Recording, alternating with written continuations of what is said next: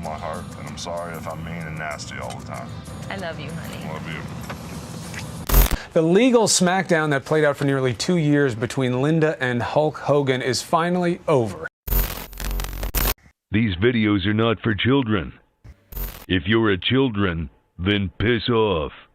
Hey there, it's me, your least favorite YouTuber, the Infuso. And for all you wrestling fans out there complaining that I don't make wrestling videos anymore, I'm getting real sick of your shit, which is why I'm here today to prove you all wrong. Ish. I'm going to be taking a look back at the often overlooked, old-school reality TV show, Hogan Knows Best. Yeah, take a hike, Crisley. And if you don't know who Hulk Hogan is, well, it's no big deal. He's just undoubtedly the biggest name in all of professional wrestling history, so there you go. Man won the world title in almost every company he ever stepped foot in, slammed Andre the Giant at WrestleMania 3, became the self-proclaimed godfather of the NWO, and has had one of the most legendary and illustrious careers of all time, having a tenure in wrestling that spanned for almost 4 decades. And within that time, he's only lost about 127 matches. Look, I know that sounds like a lot, but it actually isn't. It truly is not. Especially considering that according to him, he was wrestling 400 days a year. Not really sure how that's possible, but if the Hulkster says it, then I'm sure it adds up. Even if you know nothing about wrestling, on some level you probably know who Hulk Hogan is. It's not like I'm talking about Ken Patera over here. Yeah, I've been humiliated before. But I'm so humiliated right now, I'm afraid to turn my back. I can take pain. I can recover. I can recuperate. Oh, I'm beyond that. I am so upset. This is the Hulkster. He's the man who fought Roddy, Rocky, and Rocky Maivia. But most importantly than any of that, he's the man who starred in this VH1 reality series. Hogan Knows Best has to be one of the most unfortunate shows in human history. Like, right down to the title. Hogan Knows Best. Does he though? There are so many instances that accidentally foreshadow the most controversial moments of the guy's life. And I'm just talking about the first 7 episodes of the show. It's like watching a 2-hour Try Not to Cringe compilation. I just feel like I could show you any clip from this show and then immediately play the Curb Your Enthusiasm theme directly after it. And it would fit perfectly. It's like the setup was made for this punchline. Like the show only exists for me to be talking about it all these years later. This show is like if In Hindsight was a TV show. Bear with me here, I'll give you an example or 12. In this show, every time we see Nick Hogan, we get to learn about his fascination and love for cars. Coming up, Hulk Hogan's son, lucky to be alive, seriously injured after getting into a high-speed car chase, or at least his passenger was seriously injured. Details straight ahead. On a couple of occasions, we see the marital problems between Hulk Hogan and his wife Linda. I gave him everything that I had. Linda Hogan sobs as she relives the betrayal she says she suffered at the hands of her ex, Hulk Hogan. We even get an appearance from Hulk Hogan's very close friend, Bubba the Love Sponge. The former wrestling star is suing radio personality Bubba the Love Sponge. This would have went away if Hogan would have shut his mouth. That was Bubba the Love Sponge reacting angrily to word of his former friend's lawsuit. Then there's also this. I want the chocolate one so bad. He refers to his daughter's then-boyfriend using the N-word.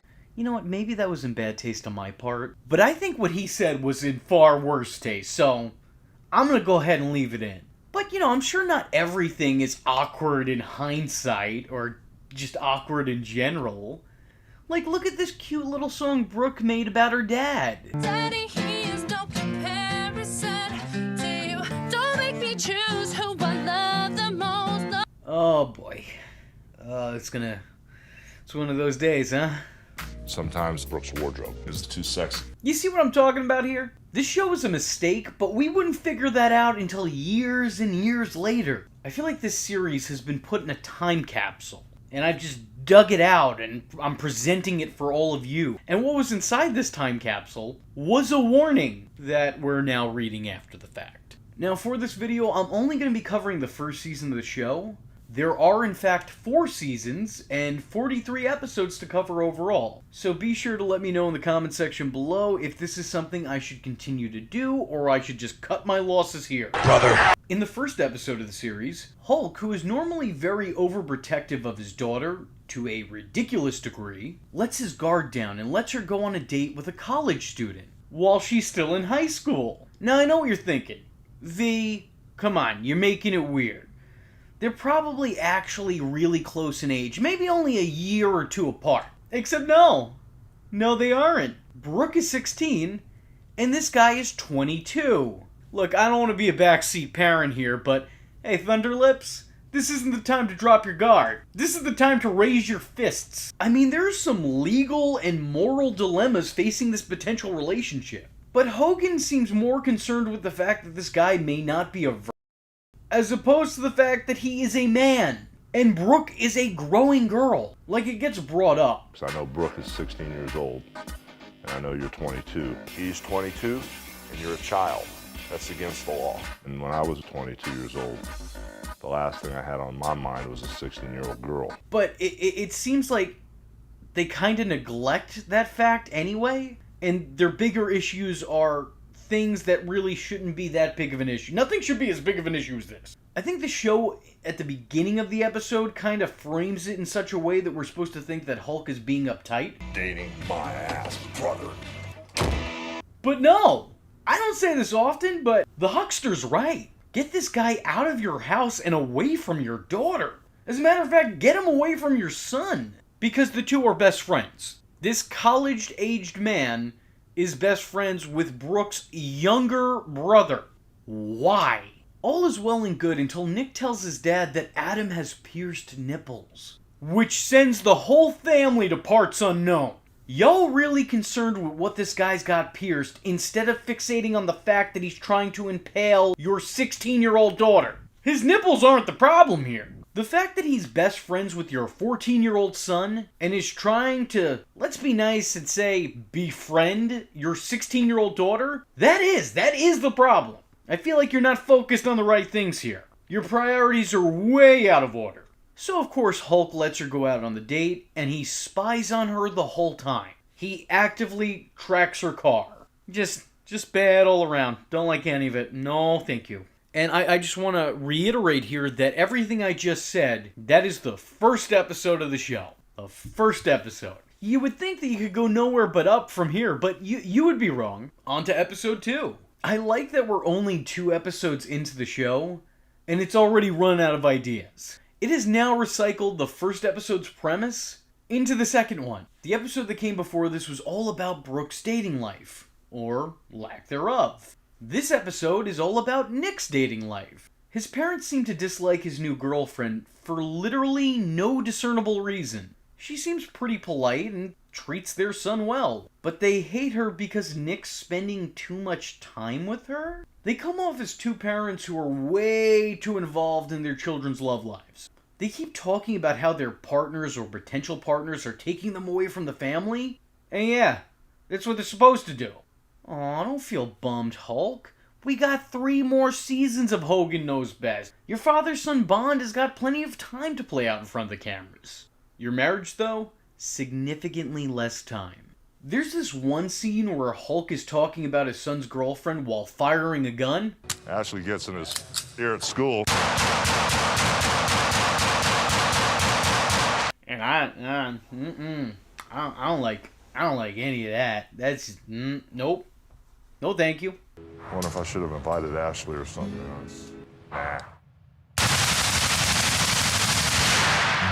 This is one of those famous families that you don't want to marry into.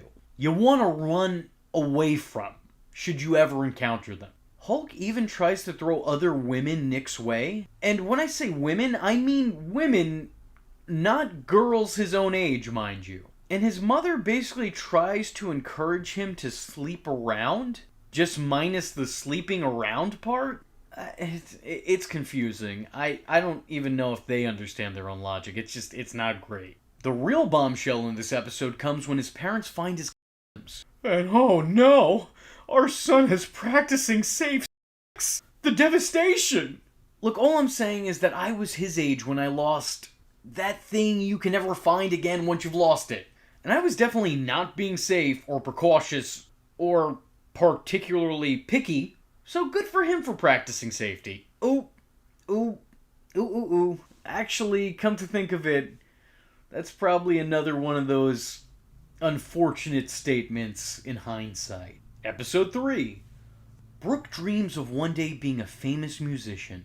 There's just one thing standing in her way to success, and that's the fact that she is horribly untalented. Luckily, having the last name Hogan will still take you pretty far.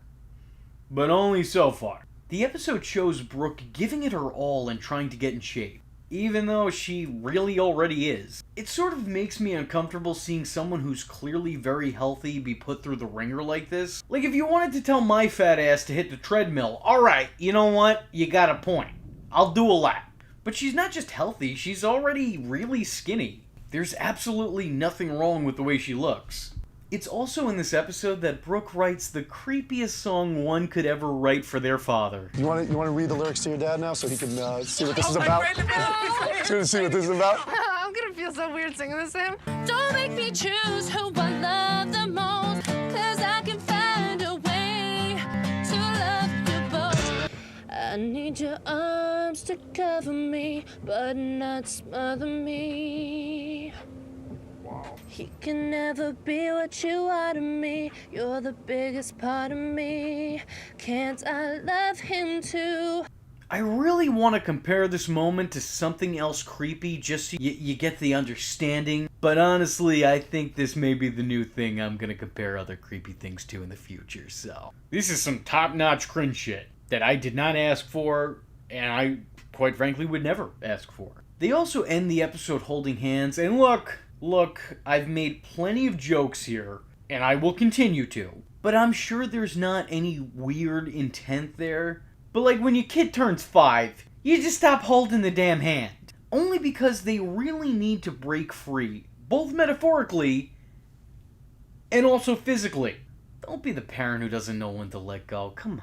Gotta say though, the highlight of this episode has to be Hogan running into a porn star that he's familiar with. And I'm not talking about Chum-Lee. Episode 4. Vinnie Mac himself calls the Hulkster to offer to induct him into the WWE Hall of Fame. And this whole episode, whether intentional or not, is just really fan service for the wrestling viewers of the show. This episode is the most uneventful out of any of them, but I think it does the job of providing the Marks with something to Leo over. And it also further explains Hulk Hogan to the common VH1 fan who maybe aren't as familiar with his work. The whole episode is filled with familiar faces and backstage interactions. It feels less like something I'd see on VH1 and more like something I'd see today on the WWE Network. There's just really a whole lot of nothing going on here. I wish I had more to say, and more importantly, I wish this episode had more to say. But I don't, and it didn't. So episode 5. The season's just begun, and already, it's almost over. And to make up for the mundane monotony of the last episode, this one starts with Nick and Brooke wrestling, as you do, when Nick literally spits in Brooke's face. Man, it's times like these that I am so thankful that me and my sister don't really get along. Thank God for that. But hey yo, real talk right now, someone better tell Nick to check himself. The last time I saw someone spit in someone else's mouth on a VH1 show, she got snuffed right after, and then was escorted out from Flava Flav's mansion. But they aren't the only ones in the household going toe-to-toe. Seems like there's a little thunder in paradise as the Hulkster takes on his greatest foe yet, his then soon-to-be ex-wife. In order to make things right, he decides to take her on a romantic getaway, where they can reignite a spark that has clearly in actuality already been long extinguished. So he leaves his children with Brian Knobbs. Brian Knobbs. Yeah, I don't know if I'd be so quick to leave my kids with one of the nasty boys. Especially if that nasty boy was Brian Knobbs. Basically, the whole household just reenacts the plot of Mr. Nanny. It's in this episode that we get to know that Nick is apparently Satan incarnate. I never before thought I'd feel sorry for one of the nasty boys. Especially if that nasty boy was Brian Knobs. But man, I would put babysitting Nick Hogan right on up there with escaping the wrath of Ken Shamrock. It's also in this episode where I saw a little bit more than I bargained for with the red and yellow, but mostly orange. No, seriously, I do not have a 10-inch. No, I do not. Seriously. Fair enough. I don't know if there's another little Hulkster in heaven, but there's one on my TV screen and I do not like it. Episode 6. So as it turns out, the Hogan family is tough to live next door to, which really shouldn't come as a shock to any of us, as they're so hard to live with that they no longer live together. Their neighbors are sick and tired of all the noise the animals in the house make. Also, the noise coming from the hens, chickens, dogs, cats, etc., which is understandable. I know I, for one, would lose my shit if I had to record my videos next to a herd of barking dogs. I know this because I've had to before. Oh, look at those cute little faces. I can't stay mad at them. Unless, of course, I close my eyes, and now I am. Now I am again. There's a lot of drama in this episode, and Linda is definitely looking for her Oscar. Or, more accurately, her Razzie. You're making my life miserable! You don't even care! You go home and have a cocktail! My life is a misery! But I get where she's coming from. A pet is another addition to the family. It's hard to just say goodbye and uproot these poor animals and hand them off to someone else. I wouldn't be able to do it. Once again, look at that face. He's so cute. That's really cruel. And I totally understand what she's going through. I think her emotions are completely valid. But also in the same respect, who told you to have 9 dogs, 6 hens, and 15 sugar gliders, whatever the fuck you got? Who told you to do that? That was a choice you made. And that choice has consequences for everybody else. At first, they decide to keep some pets in a spare home they own down the street. Because, you know, everyone has a spare home that they own 10 minutes from their actual home. But they just kind of like leave them there alone. Like, I'm guessing that they have somebody come by and feed them, or maybe they do themselves, but I don't know, that still seems really neglectful. Eventually, though, they come together as a family and they figure it out.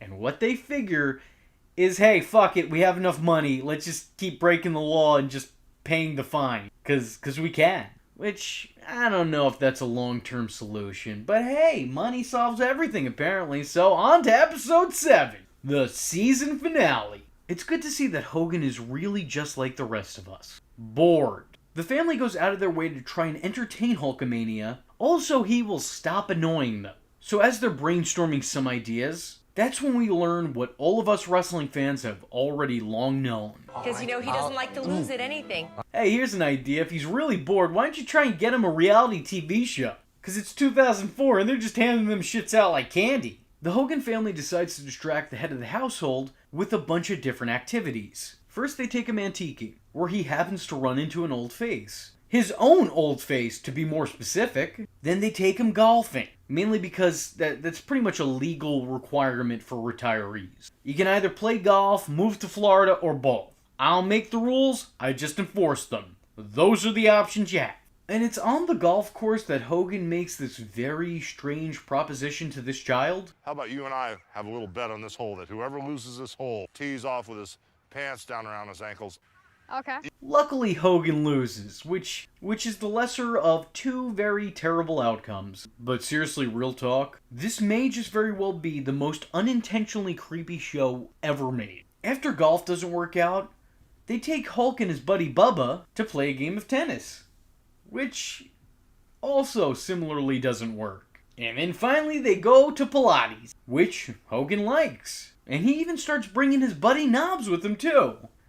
And that's where the season ends. How absolutely anticlimactic. What a way to end your first season.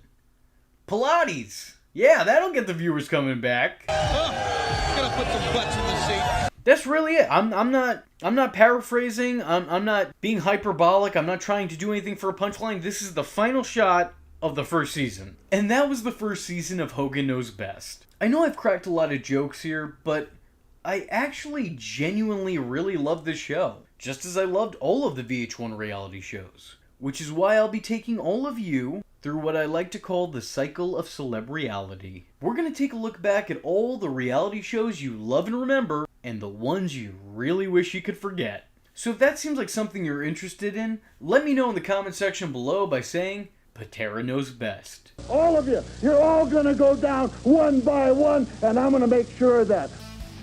brother. I'll be back in 5 minutes. All right, no tricks on that. Watch out for that. Where's your helmet? Would you marry me again? Mm-hmm. Really? Mm-hmm. We just signed a prenup. Hey there, it's me, your least favorite YouTuber, Infuso. And here we go again. You asked for it, and now I have to sit through it. If you haven't already, I'm going to advise that you watch my first Hogan Knows Best video that covered the first season of the show. But as for the rest of you, here we go. Hogan Knows Best Season 2. Double the seasons, almost double the episodes, and triple the bullshit. Let's do this, let's bring it on. I'm ready for this, brother. Episode 8. We're starting the season out hot, with Hulk and Linda doing what parents do best. Snoop. Going through their daughter Brooke's computer, going through her text messages, chiming in on her phone calls, which really shouldn't be a surprise as during the first season, Hulk literally installed a tracker in her car without her knowledge. And that knowledge makes this line even funnier. No spy equipment in the house. Terry, you wouldn't do that anyway, would you? I'm not that type of guy. Yeah, no, I'm not that kind of guy. I wouldn't do that. I did that already, but I wouldn't do that. You don't understand. They've been like so annoying lately. Like they came in and they started looking through my phone and looking through my computer. Dad, are you on the phone? Privacy? Not under our roof. I don't want to rant here, but if you're a parent, don't do that. There is no quicker way to break the trust your child has in you than constantly making them feel like they're not entitled to their own privacy or anything that is their own. I get being protective, I get that you want to look out for them, but they need to create a space away from you that is theirs. Not that any of this should be a problem nowadays anyway, because kids don't really keep diaries, they just tweet publicly. So just make a burner account and follow them. There's no breach of trust there, that's fair game. Ultimately, Brooke decides she needs to leave the house to get away from her family, much like her mother would need to do by the end of the show. Mr. and Mrs. Hulk let her use their beach house to hang out with a couple of friends and temporarily escape their clutches. Brooke makes her parents promise that they'll leave her alone and not check in on her, which they agree to and then immediately do the exact opposite of. They show up outside the beach house without warning almost immediately, dressing in all black to camouflage themselves outside of Brooke's getaway, like they're literally staking out the house. And where's Nick? Where's Nick, by the way? What is Nick up to? Would you leave the kid all alone back at home? He's the youngest Hogan. Where's the concern for him? I'm just kidding. They're pretty responsible. They probably left him with a very good caretaker. Everyone stick this crutch up your ass and make you look like a popsicle. Linda does feel a little bit bad about this, but Hulk reassures her that they're doing the right thing with this little anecdote. If somebody in the hospital is dying of cancer, you don't tell them that they're dying of cancer. You lie to them and say, you know what? Things are going to get better. And no, Hulk, you tell them. You tell them what's up. They have a right to know. Can you imagine if this man was a doctor? You're just laying down on your deathbed and he's out here telling you to keep saying your prayers and eating your vitamins, you'll be fine?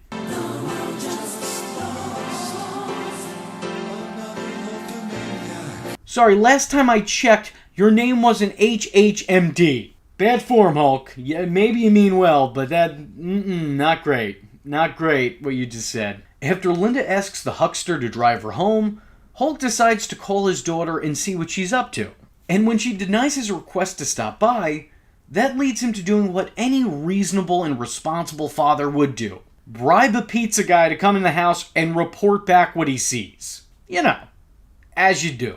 When the girls actually let the pizza guy inside the house, Hulk takes it as a sign that she shouldn't be on her own.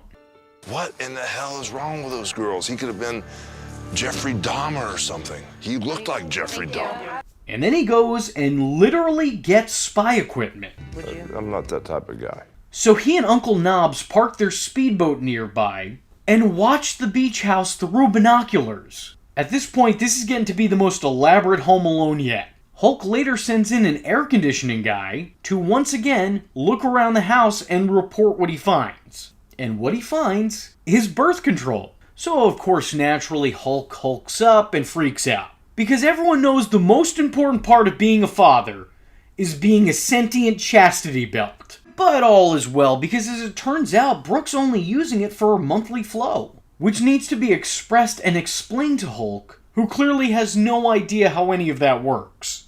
Case in point, this moment from earlier in the episode where Hulk didn't seem to know what a tampon was or what its primary use was. Start here, and not only different sizes, shapes, colors, smells, and tastes, I guess. Those are pearls on the thing? Is that like a sexual thing or something? Oh my god, Dad. Also, Brooke, all due respect, I understand your desire to go about your trip to the feminine hygiene aisle and be as discreet as possible, but you're walking down that aisle with the guy who walked down the aisle of WrestleMania 3 and a VH1 cameraman. If the goal was to not get noticed, I'm gonna say I think you're doing it wrong. The episode ends with Hulk apologizing for being so crazy and overbearing, and it seems like he's really learned his lesson. I'll try to do better.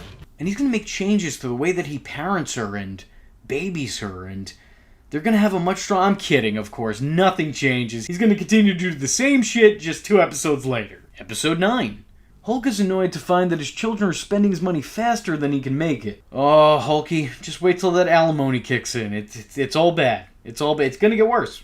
Hulk is honestly understandably frustrated here. He has 2 children with very expensive passions. Like, the guy is essentially footing the bill for their hopes and dreams. Nick with his car obsession, and Brooke with her singing aspirations. And unfortunately, both of those end in tragedy. Trying to teach them a lesson, Hollywood Hogan decides to downgrade his children from the elite to the B team, by both giving them more responsibilities around the house and making them get jobs. And Hulk, who are you kidding? Everyone knows that Hogans never do jobs. Well, except for maybe Horace. For the jackhammer! Hogan gets his children jobs at the local country club, where they work for what looks to be Tony Soprano's cousin. Nick, of course, being young, dumb, and full of bad life choices, of course doesn't take his job too seriously. And to his credit, he doesn't take his job seriously because he didn't take the job, it was forced upon him. He's careless in what he does, and what he does is very little. To Brooke's credit, she actually tries her best, but as it turns out, she just kind of sucks at it. Hulk, trying to be the supportive parent that he is, brings his wife Linda, his best buddy Knobs, and his former WCW manager Jimmy Hart out to eat at the club where they work and proceed to make their children's jobs and lives a little bit harder. As you do. By the end of the episode, the youngest Hogans get their very first paycheck, which doesn't even begin to cover how much they spent, but Hulk relieves them of their jobs anyway, wagging his finger at them and telling them if they don't shape up, he'll make them be employed again. Oh no, the horrors. This episode ends much like the last one did, with absolutely no one learning any sort of a lesson. Some personal highlights of mine, though, are Hulk Hogan giving what is undoubtedly the worst Razor Ramon impression I've ever seen in my life. If them kids don't clean their stinking car, I go out there and I show them who the bad guy is. Sir, this is not how we honor the bad guy. And also, what is with this family? Like, I know your dad's Hulk Hogan, but there's no need to always be wrestling and grappling with each other. Especially on a bed. Like, let's take it down a notch or 12, please. I think I'm going to start ending these episodes with a Hogan quote, just because there's so many great ones here. So, to close this episode off, I give you this. Smoking a cigar makes me feel sexy. It makes my head light, my jeans get tight. Episode 10. This episode starts with Brooke awkwardly getting hit on, followed by Hogan awkwardly interjecting himself into the situation. My daughter. My daughter. Well, whatever we do today, we all do it together. No, thank you. Please move on. Nick and Brooke break away from their parents to do their own thing, with Hulk putting Nick in charge of Brooke. Yeah, Nick, look, man. I know you're younger and more immature than Brookie, dude, but I'm putting you in charge of Brookie because she's the one with the vagina, brother, son, man, dude. I wrote this joke earlier on, but this episode actually brings it up later. Why do they treat you differently than me? Because I have a p***, and I'm male, and I'm dominating. Seriously, can y'all two stop? You two remind me of the overly affectionate brother and sister on Friends. It's just all the wrong types of vibes, and I don't like this. Knowing what we know about Nick, of course he doesn't follow those instructions. The two split up Scooby-Doo style, causing both Mom and Dad to freak out that Brooke is out there somewhere on her own. Linda and Hulk lose their shit. Oh no, my 6-foot-tall daughter who's being followed around by a camera crew is missing somewhere in the local area. We don't know if we'll ever see her again. She's probably having a great time, or she's kidnapped and sliced up into little pieces. Yep. One of those two things. One of those two things, Linda. Either one of them. There's no in between. It's one or the other. Everything's either all nice or she's sliced and diced. I'm gonna give this one to them. Outside of the camera crew following Brooke around, this is pretty understandable. And this is the time to be an overbearing parent, when your child's safety is at risk. And Hulk actually articulates that pretty well to his daughter when she's found. And since there's still some runtime this episode, we get to see the Hogans go shopping. That's yours. Do you think that's Hey, what do you mean very sexy? What's wrong with you? She's 16 years old. I think my favorite part of this is Hulk telling Brooke that she's smart enough to not get a thong. I want you to have that because you're smart enough not to want a thong. But then the very next shot shows his wife wearing one. I just think it's amazing. To close this episode off, we have Hogan giving his thoughts on the gay community. If you actually believe in your mind, if you actually think that I was just the right gay guy. Oh, hang on, wait, that's not it. What did you think? Scared. Not a better word. He's going in for the sterilization process. Look, listen. I don't want a stranger straddle on my lap either. No matter how it is they're presenting themselves. It's not for me. But the way you're going about this, I don't know, it feels a little bit performative. Like you're doing too much. And I know that you're an entertainer, but you're not that great of an actor. You're not as big as they say. No, seriously, I do not have a 10-inch. No, I do not. Seriously. Side note, why is Nick in awe the second he steps into the drag show? Like, he looks like Alice just went down the rabbit hole. That boy's eyes just say, curiouser and curiouser. Isn't that the pot calling the kettle Blazak, Jizak? Episode 11. It's pretty ironic that the episodes that are so heavily focused on wrestling are the episodes that I had the least to talk about. Considering I used to be an exclusively wrestling channel at one point in time, you would think that there'd be more for me to say, but there's just usually not all that much going on. But to this episode's credit, it's I don't know, kinda cute? Apparently it's Bring Your Son to Work Day down at WWE. So Nick spends his time at his father's job backstage talking to the then stars of WWE. It's kind of cool getting these work shots of behind the scenes. Nick goes around, chats, and bonds with some of the wrestlers. We get appearances from everyone's favorite wrestlers, including John Cena, Big Show, Chris Jericho, and of course everyone's favorite wrestler, Kerwin White. Remember that guy? I bet you didn't wanna. The guys goof off in the ring for a bit, talking smack and slapping front backs. Oh look guys, I'm sorry, I tried to make it work. Right I can't even put my arms around it. I know, but I like the way you're holding me though. And if you think that's weird. How old are you now, man? 15. I got a little POV cam thing, point of view. For you, Nick, anything. You can wrestle me anytime. Nick comes into the ring after an episode of Raw to celebrate his father's victory with him. It's a touching moment watching these two share this time together, and then watching Nick mark out about the whole ordeal backstage after the fact. Shower all day, I'm praying for hot water. Come on, man, you're gonna get me demonetized. And sick. Linda finds out about this and scolds Hulk for letting Nick get into the ring, causing Hulk to respond by training his son in a wrestling ring.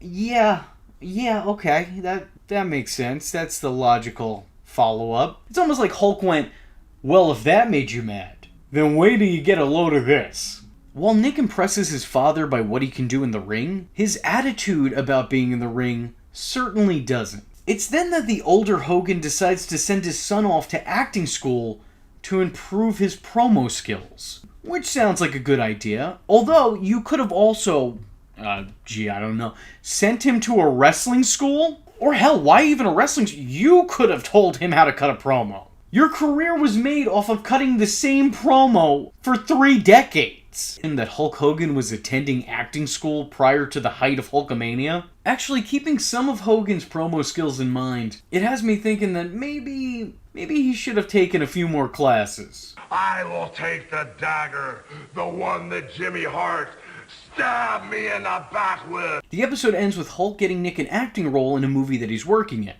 Because,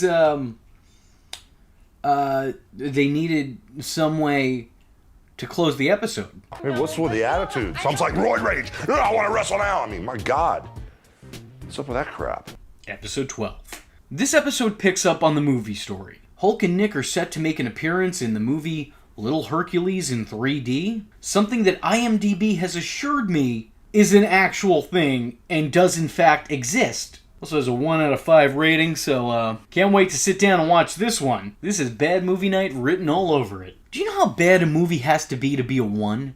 Like, that literally just means you succeeded at one thing, and that's actually making the movie. By definition, any movie is at least a 1. Being a 1 is like just saying that you exist. Like, it's just slightly better than a 0, but not by much. And also watching the coming attractions of this movie, I might prefer it to just not exist.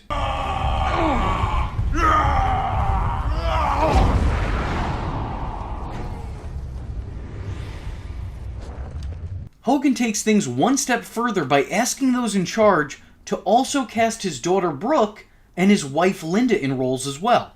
Because if there is one thing that Hogan does, he gets those closest to him a job. It's always nepotism with this guy.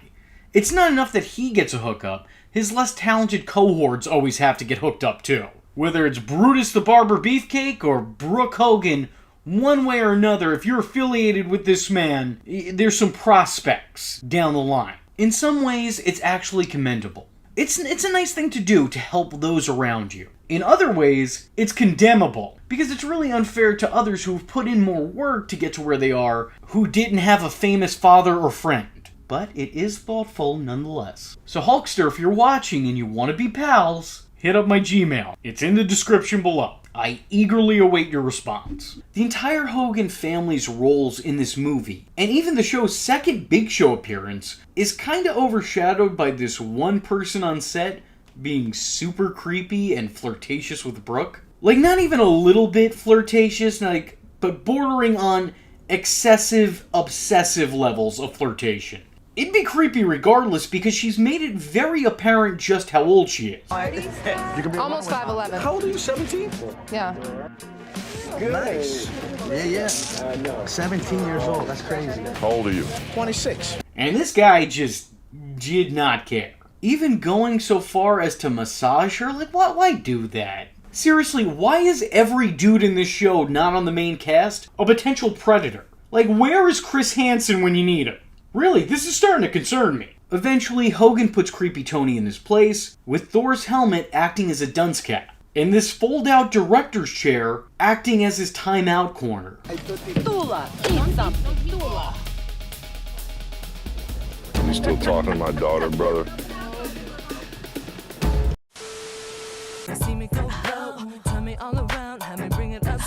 Hey, what's up with that? That don't work. You know, with the legs spread, the head down on the lower abdomen and all that crap, it ain't gonna work. You guys need to readjust. You can't stick your head down on somebody's crotch and shake your head around on their crotch. Now, Hulk, let's not act like you haven't done worse things on camera. But yeah, no, this guy does have a point. It was a little bit annoying to have my dad say it's too sexy. This is what performers do. Sex sells. Yeah, sure, Brooke, maybe it does, but not when you're 17. There's a time and a place, and this clearly is not the right time. And considering that this movie has a PG rating, it's not the right place either. It's all around wrong. Which also could be the subtitle for this season of the show. Hogan Knows Best Season 2. All around wrong. Just not good, bad. Side note, this family needs to take it into the ring and stop wrestling on beds. It's low-key, high-key alarming. Who's your daddy? Episode 13. Remember the last video I made on the show where I called it the most unfortunate reality TV show in hindsight? Well, I assure you, this season is still living up to that reputation. As the episode starts with the family watching Hulk and Linda's wedding tape. Our wedding. What? Our wedding. This thing probably doesn't even work. It's 22 years old. And he's not talking about the tape. There's my mom and my dad when my dad was still alive. Oh my God. Almost everybody's dead in this picture. There's Nene and Granddad. My dad, my granddad, our love, it's all dead. I don't want a prenup. We had no reason to have a prenup in those days. I bet you wish you did, though. I bet you wish you did. Preparing to celebrate their anniversary, Linda and Terry go out for dinner, where they discuss their lack of a sex life, and Linda's desire for dance lessons. Hulk tells her he doesn't want to take dancing lessons because it's unmanly. And dude, that's a dumbass reason. Because it's unmanly? You're a man. By definition, how could you do anything that is unmanly? If you're worried about other people's ideas of what's manly and how you'll be judged for it, I'm gonna be real with you. That kind of sounds like the most unmanly shit I've ever heard in my life. But that's just me, though. But that being said, I also wouldn't go for dance lessons. But that's because I don't want it and you can't make me. Hulk swallows his pride and goes dancing. And while you may think that a man whose career was based on choreography would take to dancing naturally, no, he doesn't. He sucks. Hulk is so bad that even his wife has to comment on it. And this man, who is so used to being cheered by millions and millions of people, and is so blatantly unfamiliar with criticism, that it overloads his system, Hulk decides to quit dancing while Linda continues. So in the meantime, Brooke convinces her father to take a dance class with her to surprise her mother. The dance instructor has Brooke pretend to be Linda in a scenario with Hulk, and please, for the love of God, no. This has been a great anniversary, hasn't it? Mm-hmm. And then drag her off by the hair if you want to at the end, but that... Stop it. Stop being creepy. Dad! What's oh my up? God! You look so hot! I need it to stop. I really need it to stop. This is no longer a joke, this is a demand. And it gets even more unfortunate because this is where the intro clip of this video came from. What would you put in your prenup? I don't know. There's no reason for a I prenup. know. If you divorce me, I'll kill you. It doesn't really matter. Oh, wow.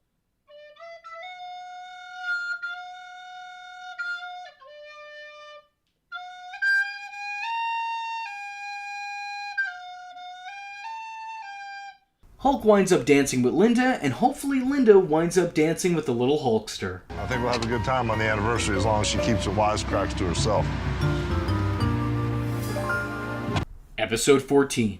Brooke shows interest in this dude Jerry, and I think that he's somebody who's actually around her age, so for once that's good. It's better to see someone looking for love instead of someone looking for trouble. Jerry flies in to see her and help her with her music, and this of course leads to a Hogan family meeting. I really feel bad for Brooke. Like, she shows interest in a guy, and then this family acts like they're all experiencing a crisis each and every time. Like, she's like, I think I have a crush on this guy, and then everyone's like, our family has never been through something quite this taxing before. I mean, why don't we just invite Jeffrey Dahmer to stay over, you know? Why is it always Jeffrey Dahmer with this guy? Did Hulk just Google a guy that week that was the first time he ever heard of him? The boy that Brooke likes, Jerry, is very much a product of his time, which is why he looks like what would happen if you infused Ryan Cabrera and the guy from Simple Plan. Jerry winds up having to spend the night at the Hogan mansion, and as you can imagine, that doesn't go over so well with the Hulkster, who puts Jerry in a guest room and basically barricades the door. Oh, and he also tells him that his oversized rats masquerading around his dogs will attack him should he try to leave that room. Jerry's out there irritating Lily and Lester. Yeah, he's making noises and trying to scare them. Aren't you mad? No, I'm not mad.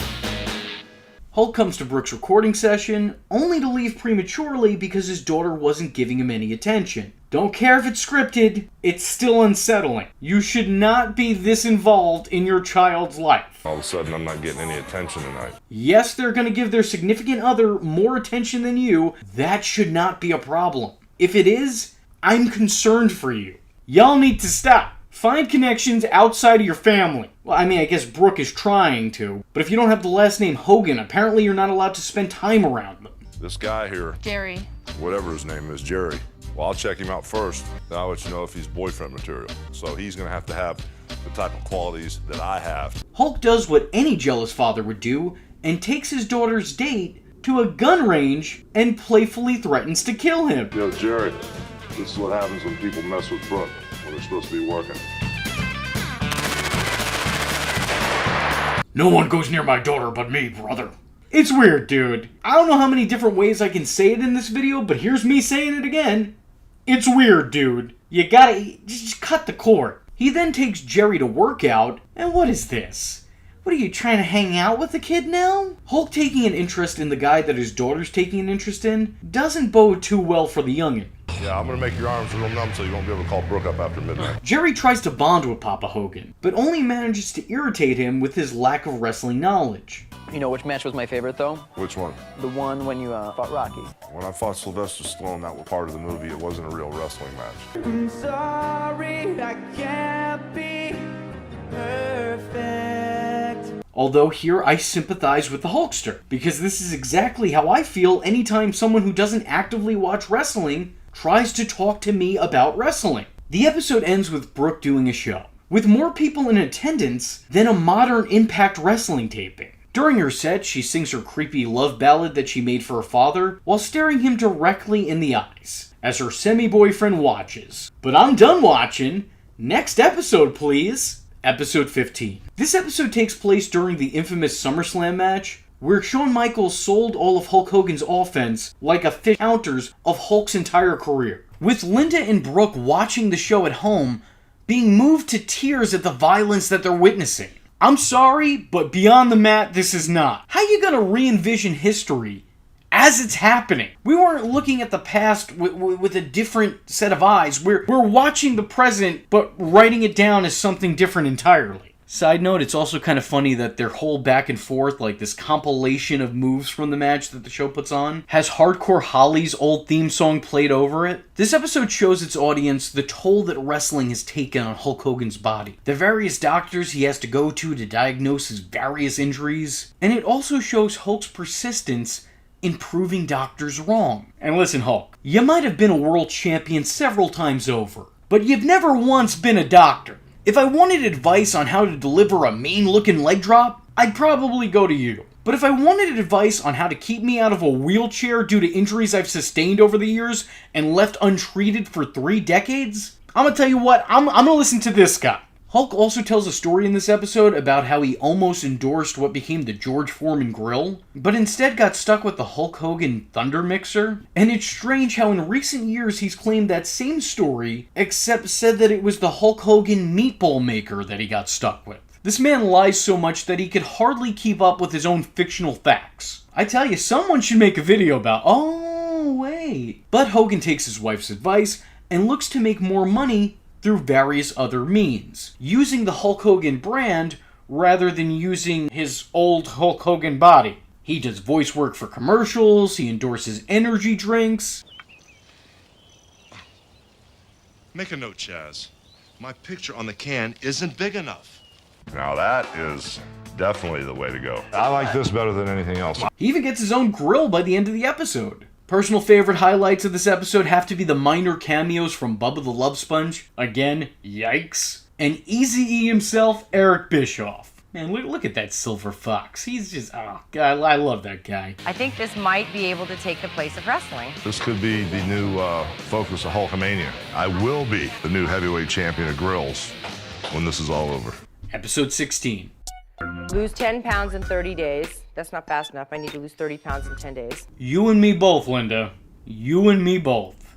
So Linda's insecure about her weight and finds a personal trainer who throws away all of her food and some weirdo who claims that they can fix the matter by fixing the chi in the house. And she is everything that you hope that she would be. A batshit crazy Looney Tune. This woman is on planets that haven't even been discovered yet. She's out there. She reminds me of that one, like, Coke bottle glasses having crazy teacher from Harry Potter. Y'all know what I'm talking about? I don't have a great understanding of those movies, but that's who she reminds me of. Linda considers having colonics done, but chickens out at the behest of her family. All in all, if I had to rate this episode, it would be a 10 out of 10, for the sole fact that Mr. America made a cameo, and you love to see it.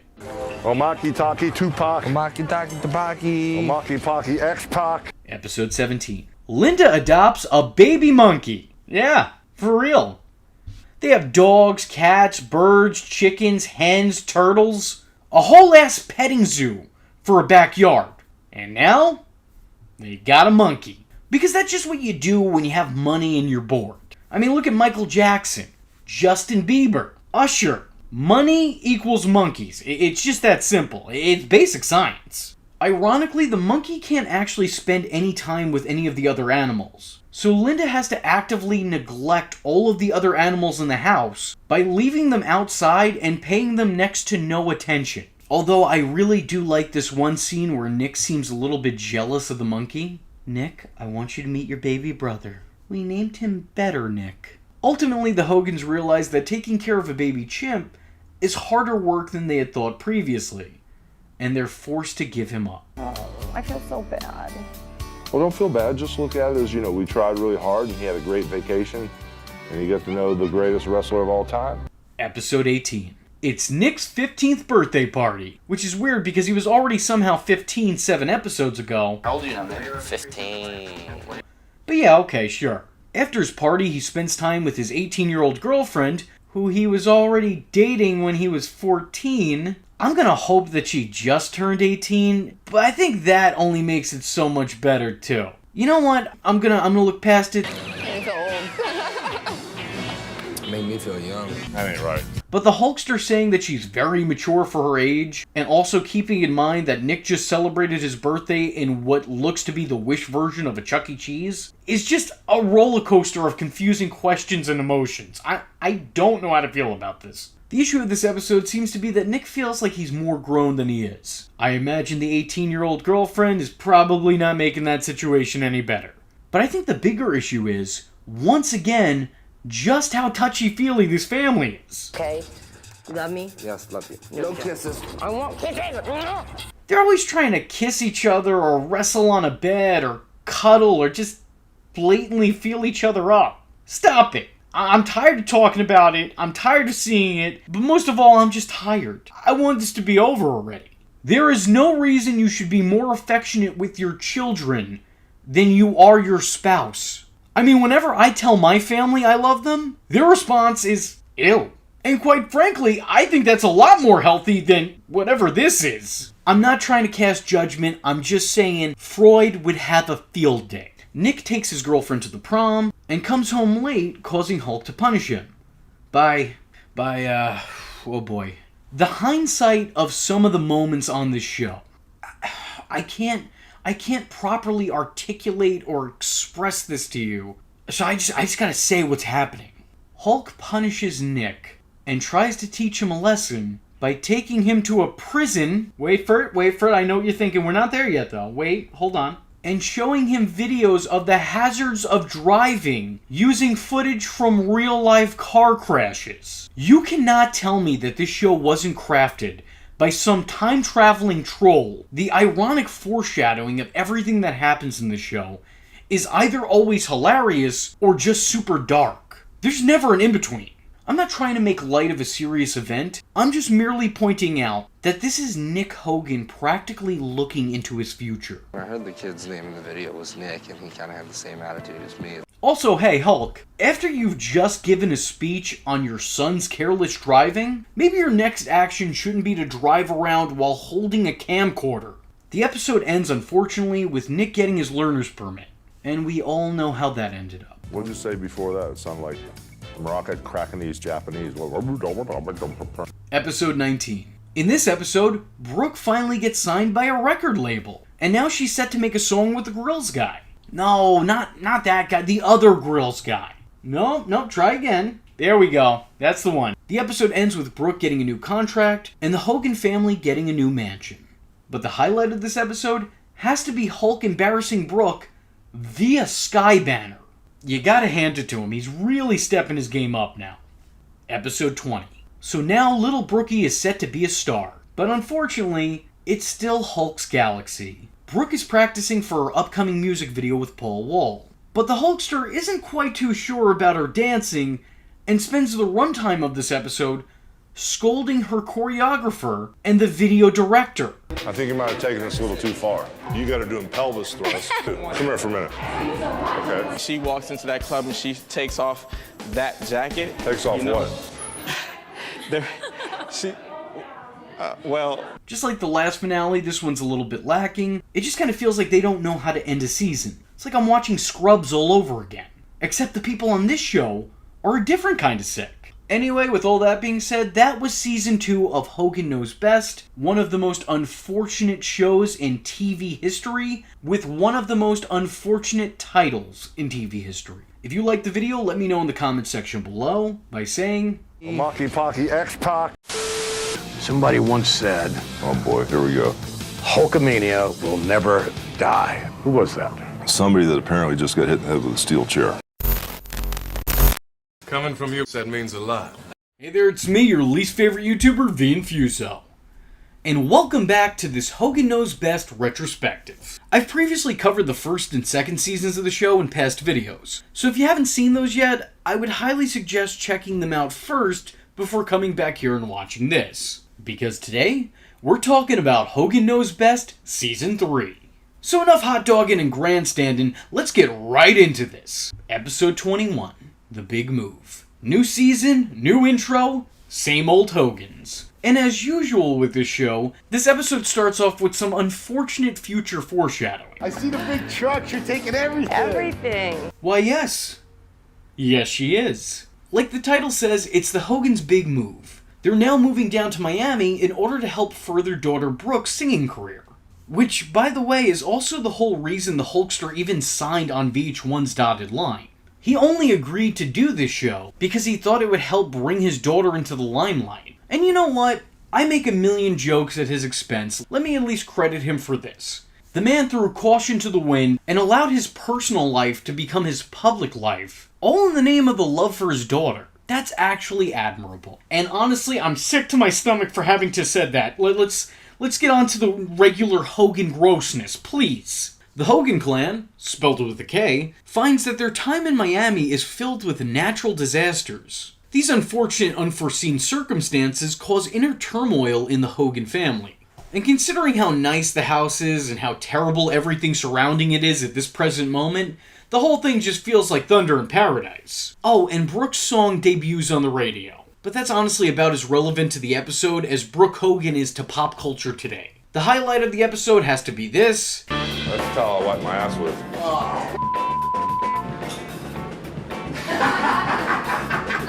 I had to smell it. And by highlight, I of course mean lowlight. For years, I've heard that Brian Knobbs has made a career off brown-nosing Hulk Hogan. But never once did I think I'd actually have to see it. And now, I really wish I hadn't. I am truly unhappy. My life has been made significantly worse for having to have seen that. Episode 22. Hogan's on the high seas. Hulk Hogan on a boat. That's it. That's the plot. But you know who's really missing the plot here? The Huckster. I feel like I got the neck brace on after the Undertaker spiked me on the concrete in Detroit in '74. Hulk Hogan versus the Undertaker in '74? As in 1974? This is what happens when you spend your life in fiction.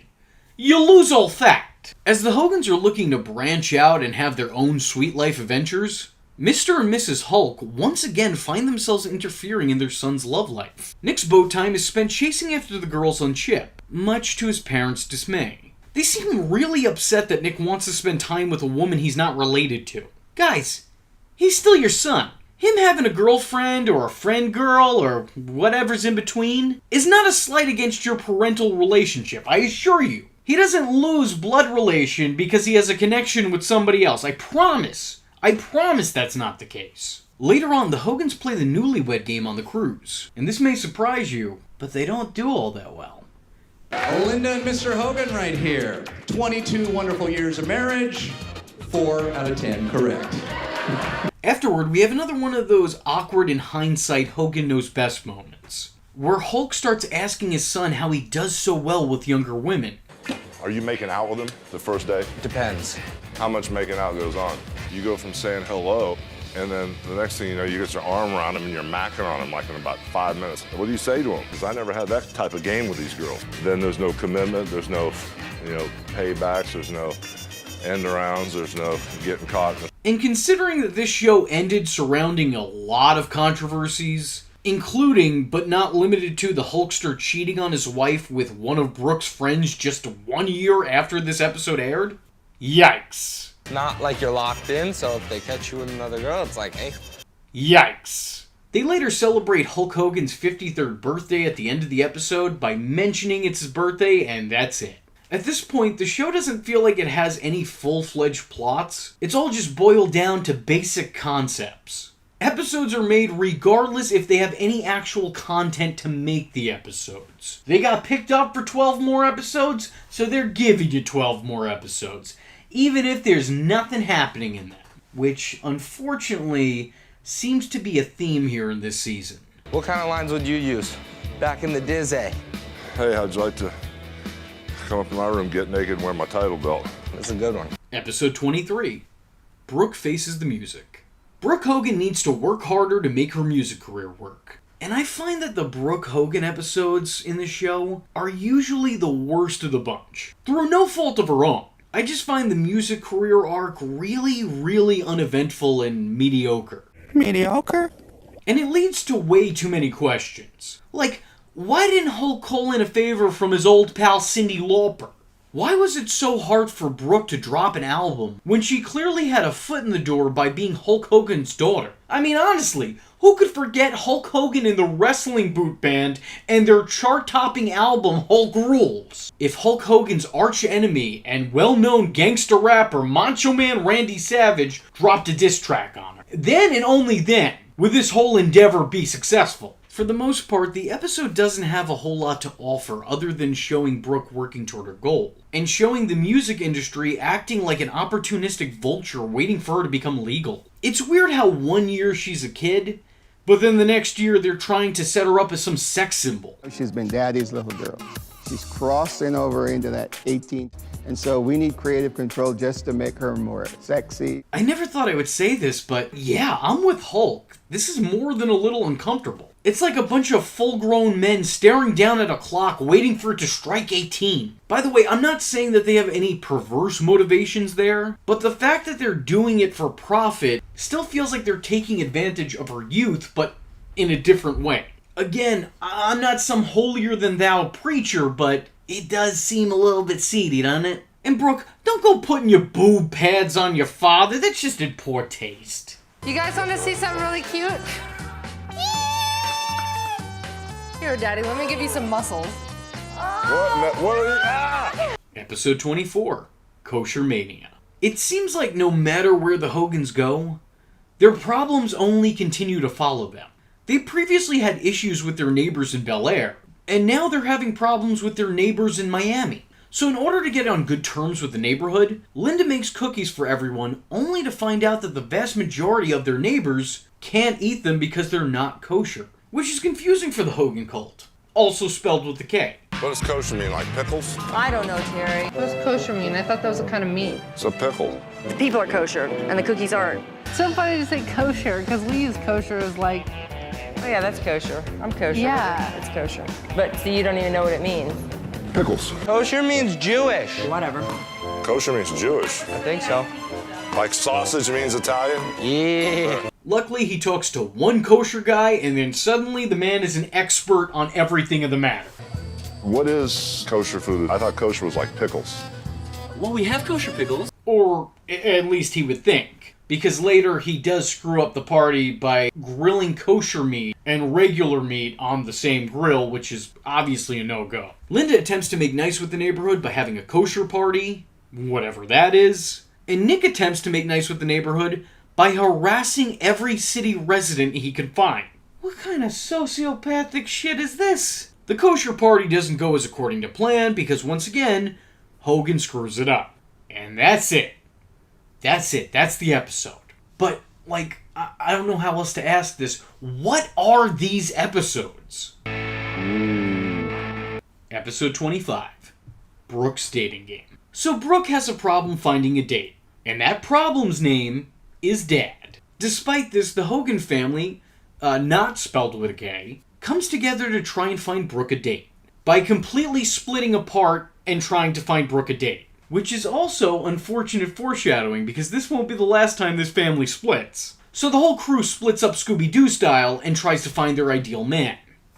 For Brooke. How very normal. That's how that happens. Even stranger than that is who the family sets her up with. Nick befriends a car dude like himself to court his sister, and Hulk actually sets Brooke up with the British Bulldog's son, D.H. Smith. Holy shit, Davey Hart Smith?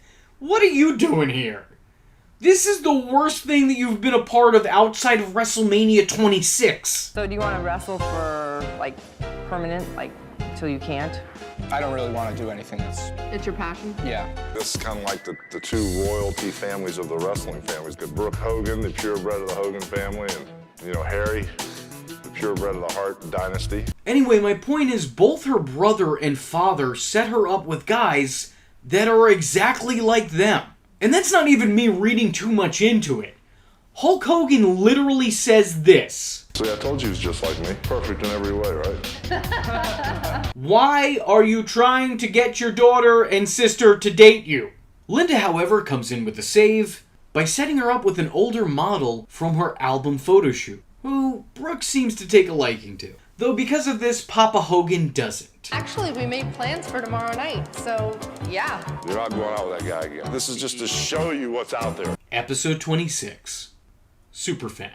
You see, I was hyped to see this episode after I read its title, because it was about time we saw the return of a WCW original, a guy who never got the recognition he deserved. But alas, it wasn't to be. And instead we just got young Kevin Owens over here. The fan gets the full Make-A-Wish experience, just minus the very terrible downside that comes with that experience. This guy isn't just a Hulk Hogan fan.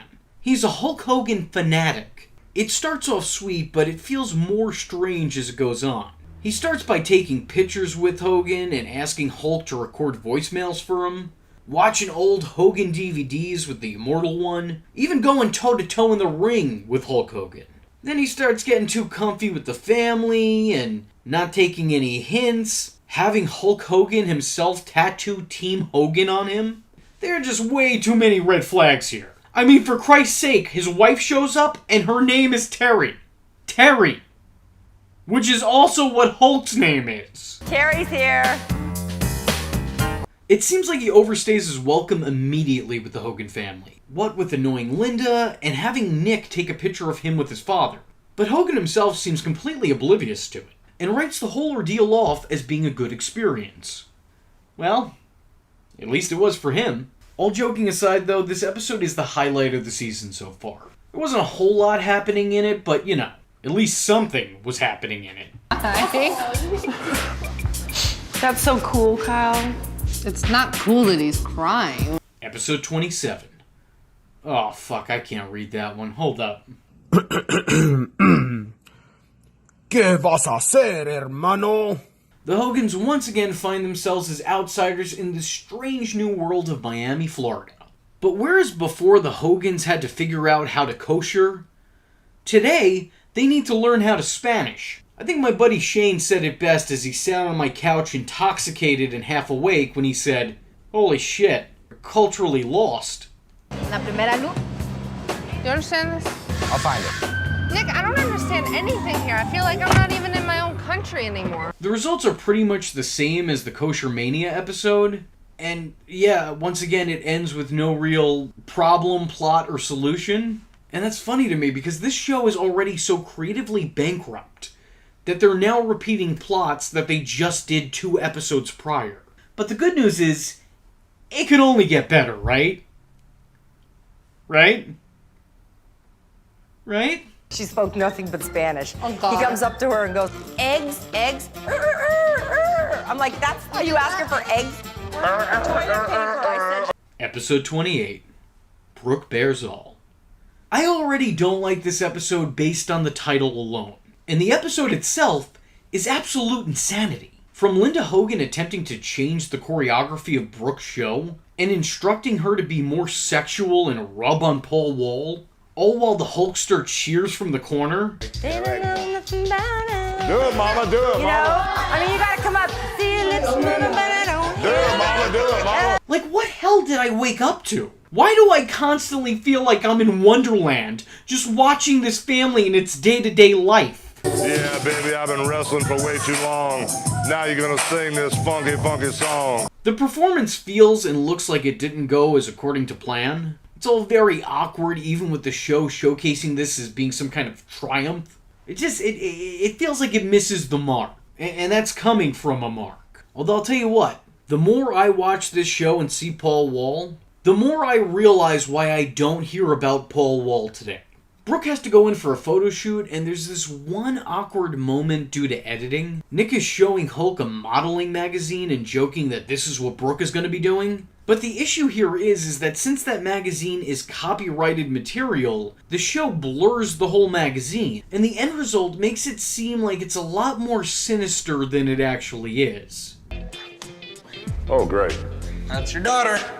So this is exactly what I don't want. Brooke goes through with the photo shoot and interview, has an article written about her, and Hulk, the overprotective father, sees the magazine's article from said shoot, disapproves, and buys out the store. This Sidco right here has Brooks magazine. Oh, there it is. Look at that. What? What is that? What kind of is that? Did you see that? Gosh, look at this picture!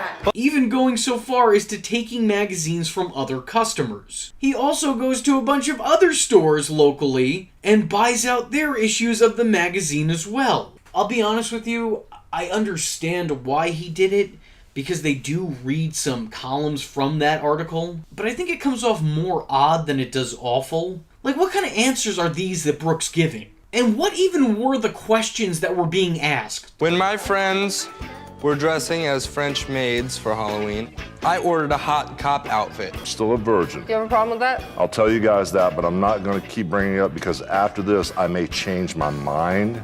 Episode 29, Nick in the driver's seat. Stop me if you heard this one before, but I already don't like this episode based on the title alone. This episode is about Nick wanting to pursue a career as a drift kart racer. I just don't think that that's a great idea.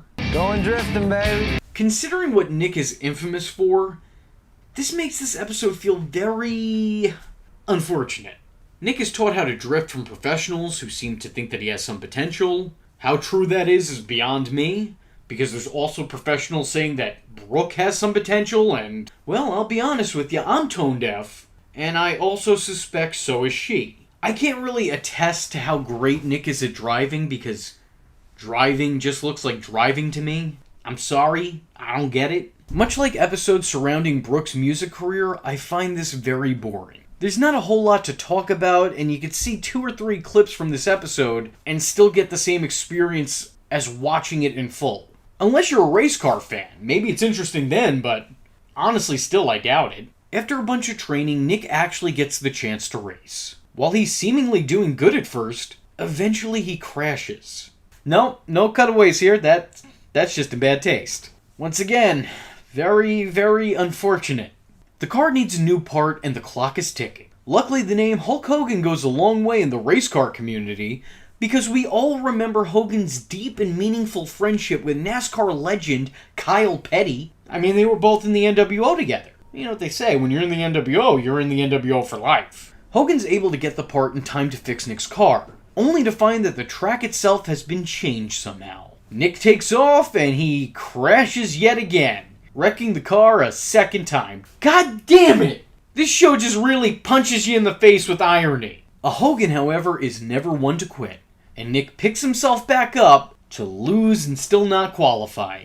Nothing's going to be handed to Nick Hogan. It shows a whole lot of maturity for a 16-year-old, especially when it doesn't have his driver's license yet. Episode 30, Knobs Invades. I love that the show never cared enough to get the spelling of Brian Knobs' name correct. In almost every episode, it is one singular B, but the man actually spells his name with 2 B's. You'd think at some point somebody would have said something, but nobody really noticed because nobody really cared. The episode is even listed on the DVD written wrong. Anyway, plot of the episode. Knobs is in town to visit the Hogans and stay at their crib for a week. And as you might imagine, hijinks ensues. I'm here! You're here? All right, where's my room? But the man who is famously or infamously referred to as a nasty boy isn't exactly great company to keep. He's loud, over the top, and extremely obnoxious. The same things that made him succeed as a wrestler make him fail as an ideal house guest. Brian Knobs, the nasty boy, is here!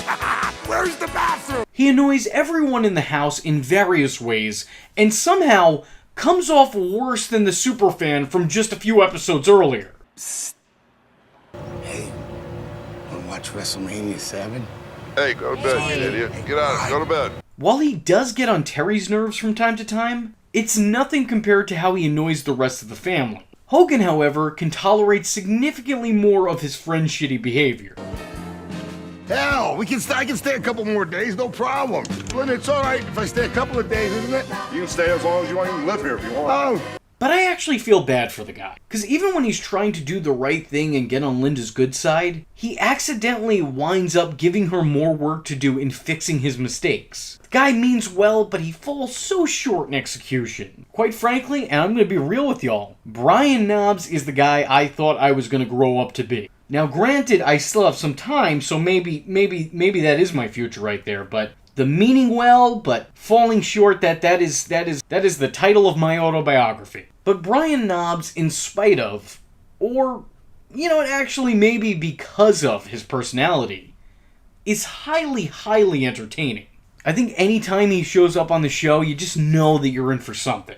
Guy should have been utilized more. If Hogan Knows Best was a sitcom, Brian Knobbs should have been the wacky neighbor. Knobbs eventually does the unthinkable and plans a past their prime pool party at Hogan's Paradise. A star-studded event that included the man of 1,000 gimmicks Brutus Beefcake, Greg the Hammer Valentine, Meng, Jim Duggan, Dog, this guy, one half of the Killer Bees, the other Nasty Boy. And wow, I haven't seen such a legendary late-in-life lineup since Heroes of Wrestling. These overgrown grown men act like little children in the pool. And I swear to you, their camera presence has not changed since the 80s. So all these guys getting together and trying to act real in front of a reality TV camera comes off just as authentic as when they did it in front of an 80s camera to cut a wrestling promo. Like most Hulk Hogan matches from the 90s, this episode ends without a conclusion, and the last few minutes feel like a test pilot pitch for WWE's Legends House. I would have to put this episode up there with the Superfan episode I mentioned before, because it is fun, but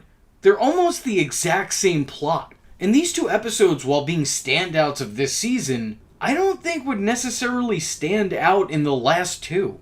Episode 31, Hulkamania Forever. So this is a weird one. Hulk Hogan previously acted as if he transitioned beyond wrestling into the world of grilling. But believe it or not, that endeavor wasn't as fruitful as headlining a WrestleMania. In this, Vince McMahon basically asks Hogan to commit to WWE until his dying day. And like most of Hulk Hogan's lifelong commitments, this one doesn't really last. Vince McMahon point blank says he needs to stop messing with his family and start messing with these ring ropes. You think that would cause problems at home, but no, Linda agrees with him. Well, we could use the money. You could always use the money. No matter how much money I make, it still isn't enough. Once again, oof. McMahon sweetens the pot by offering to play Brooke's music video on NBC. So of course Hulk obliges, and not only does the man come back for this one-off appearance, but he signs an insane 20-year deal. I think that he signed this deal mainly because at this point in his life, Hulk Hogan wasn't bleeding red, white, and blue. He was bleeding green.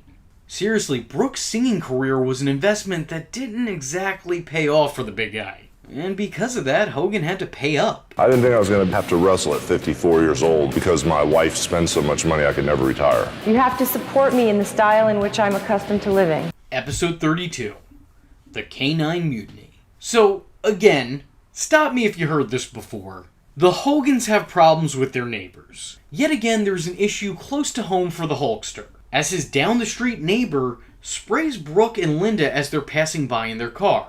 Of course. But that's not even the plot of the episode. This episode is actually about, and once again, stop me if you heard this one before, the animals are causing a ruckus. Mostly the dogs, but the birds too. We also get an appearance from a frog who is so ashamed at being a part of this production that he jumped into a jar of ammonia and died. We're also shown a bird who's looking to go one-on-one with the Hulkster. A bird who now joins an elite group of people who have had Hulk Hogan put them over. Linda decides to bring the dogs to doggy yoga because, when you have Hulk Hogan money, screw it. But luckily, Linda gets a massage from someone who suggests the dogs get massages themselves. Which they do. Because if you have Hulk Hogan money, you spend it. Then we have a crazy woman claiming to talk to the animals. And it's funny, but mostly it's really creepy. Often when I see people like this, I wonder if these jabroni marks have worked themselves into a shoot. Like, do they believe that they're actually doing this? Like, do they think that they actually have powers? Or are they just trying to get your money? I don't know. Either way, I'm not really a fan of them. Look, I can admit that this probably isn't my greatest Hogan Knows Best video, but this isn't the greatest season of Hogan Knows Best. I'm working with what I got. On top of that, my brain is melting from the monotony of the season. All I can think to say at this point is, this is dumb. Which it is, it's valid what I'm saying, but I'm not saying a lot. Like the first season, this season ends with what feels like a filler episode, rather than a season finale. But then again, this whole season feels like a filler season. Like I'm explicitly binge-watching the filler episodes of a show. Overall, I have to say that without a shadow of a doubt, this is my least favorite season thus far. While the last two seasons were absurd, they were at the very least entertaining, whether that be by accident, coincidence, or design. But this one is shockingly boring and bland, as opposed to just being shocking. So I'm really hoping that the show's final season makes up for this batch of filler episodes. So real quick, I gotta talk about this rip-off artist, Brian Zane, who goes and makes the same videos that I'm making. Well, Brian Zane, I have some words for you. It's all good. Look, guys, I really appreciate y'all thinking of me and bringing me up several thousand times in his comment section. That was sweet of you. But Brian is a buddy of mine and is one of the most overall well-meaning, good-intentioned, and great-hearted individuals I've ever come across. He's done me a million favors by having a reoccurring appearance on this channel in videos that did nothing for him and did everything for me. Quite frankly, I got one of my first big breaks on YouTube because of him. So, yeah, it's okay, guys. We can both review the same things. It's not the end of the world. He's not ripping me off. There's no hostility, hatred, or heat. It's like a wise man once said, don't work yourselves into a shoot, brother. Anyway, if you guys like this video and want to see the final season retrospective, let me know in the comment section below by leaving a comment saying, Hulk Hogan is kosher. I can't live like this, Terry. Every day, it's drama. It's just ridiculous. In case you can't tell, I've had it, okay? When it is verbally suggested, maybe we should just be divorced. So the words were spoken? Yeah. It's just to the point where we cannot keep doing this. I really don't care, because I sure as hell am not going to live like this anymore with you. Hey there, it's me, your least favorite YouTuber, Infuso. And finally, after all this time, we've made it. We're now at the final season of the world's worst named TV show, Hogan Knows Best. If you've yet to see my previous videos in the series, then I highly recommend checking those out first. Links in the comment section and description below. With all that being said, let's get right on into it. Episode 33. In case you were thinking, alright, we're 3 seasons in. I'm sure the accidental foreshadowing and dark irony is about to run out. Well, I assure you, much like Hulkamania itself, it's still running wild. As the first episode of the final season starts out like this. After 23 years of marriage, things are starting to crumble. In case you can't tell, I've had it. I sure as hell am not going to live like this anymore with you. That is the first glimpse we get into the last look at this show. It does make me wonder how much of this reality TV is actually based in reality. Look, I know, I get that a lot of you guys watching these videos assume that I'm a complete idiot who doesn't know how to separate fact from fiction, because you feel the need to constantly remind me in the comment section that the show is scripted. And yeah, I know, dude, all reality TV is at the very least a little bit scripted. At the very least. I'm very well aware. I've even commented on the show being creatively bankrupt because it can't come up with any original ideas, and instead just spends its time recycling old ones. That should have been a very good indication that I understand this is performed. I hate to break the illusion here, but I'm in on it, guys. I don't need to constantly reiterate that what we're watching is staged, because it doesn't have any relevance to me reviewing the end product. That'd be like me stopping my Batman reviews to remind you that Batman is in fact being played by an actor. Or me pausing in the middle of one of my wrestling videos to let you know that everything's predetermined. I'm not going to bring it up unless it provides more context. Like, for example, right now. All of reality TV isn't 100% reality, to say the very least. But it also isn't 100% scripted 100% of the time. And considering the issues we see in the show, such as problems in the Hogan's marriage, Nick's ongoing need for speed, and several other things that would wind up making headlines just a year later, I think it's worth noting that a lot of these things probably weren't exclusively manufactured made-for-TV drama. This whole episode sees Linda and Terry about ready to take it down to the metaphoric marital wrestling ring. We're not really introduced to this plot, we're kind of thrown into it. The episode starts mid-fight, and then it just continues throughout its runtime. As soon as the season starts, divorce is brought up. Several times, as a matter of fact. Would you be happy you're divorced? I don't know. No, you wouldn't be. How do you know? Because he's the love of your life. Some of our arguments have been so intense that Linda has verbally suggested maybe we should go our separate ways, or maybe you should get a lawyer, and maybe we should just be divorced. If it feels like I'm throwing all this at you at once, that's because that's how I feel as the viewer. I'm just the messenger, guys. I don't make the shitty TV shows, I just talk about them. The Hogans go to counseling.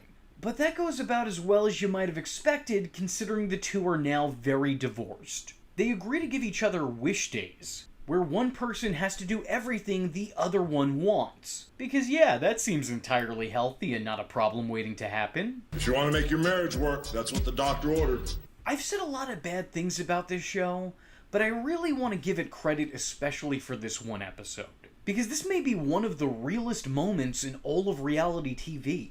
Not only are the Hogans' marital problems on full display, but so is the inevitability of their demise and divorce. Linda and Hogan's problems keep them divided, but despite that, it's clear that there is still some love there. And that's what's keeping them going.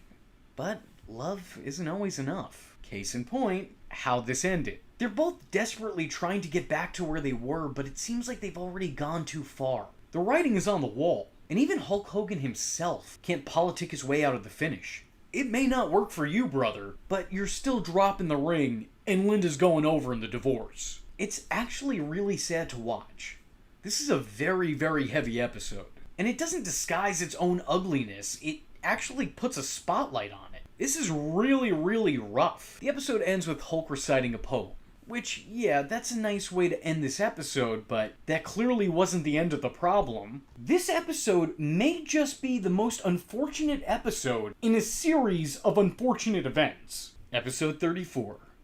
The next episode of the show is back to the normally abnormal. Brooke needs to make an appearance on Wild and Out, and Hulk decides that she needs a bodyguard. Hogan interviews several candidates, questioning everything about them from their height to their sexual orientation. Because, you know, the guy's looking for someone who will protect his daughter, not impregnate his daughter. Hogan picks this guy, because of course he does, and he almost immediately begins to bother Brooke. He attempts to be friendly with Hulkster Jr., but she clearly immediately sees him as foe. And not only is he there to guard Brooke, but he's also there to report everything back to Papa Hogan. There's a lot of this episode that seems incredibly staged, obviously. Like several dudes approaching Brooke in the gym and telling her that they're big fans of her music. I mean, no offense when I say this, but I'm pressing X. Brooke actually does relatively well on Wild and Out, even managing to take home a title belt like her father before her. So much for having me. I had a blast.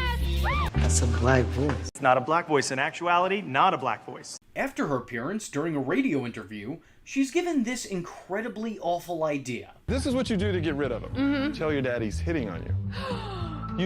Because you know your dad. He doesn't want nobody messing with you. Right. Yes, your bodyguard's annoying.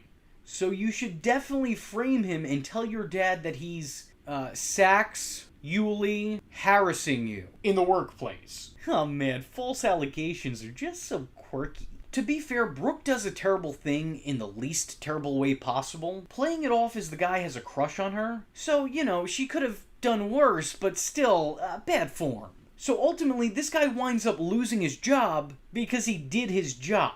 And Brooke gets what she wants until Hulk at the very end reveals that she's getting a new bodyguard, and this one's a woman. You know what I mean? I wanted a woman!